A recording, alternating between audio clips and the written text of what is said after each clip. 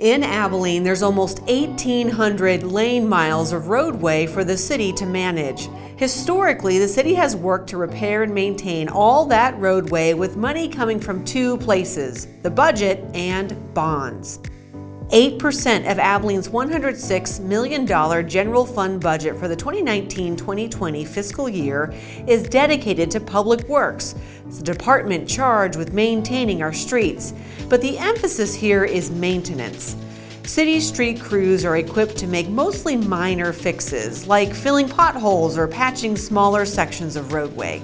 Be reminded that a pothole is not a permanent repair, it is just temporary. But that's all we had the money to do, is basically do temporary repairs for the most part. What Streets was forced to do is to prioritize the small amount of money that they had.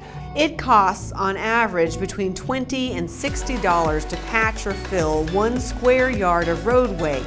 Completely reconstructing a road can cost a lot more, and that's where bonds come into play.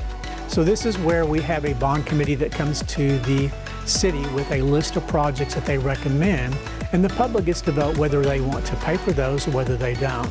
Since 1950, Abilene voters have passed 14 bond packages for street projects, each time giving the city a green light to borrow money to do major road work and reconstruction.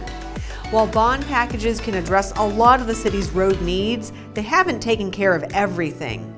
Now, through the creation of Abilene's Street Maintenance Fund, the city is working to bridge the gap between road maintenance handled through the general fund budget and major projects completed with bond money.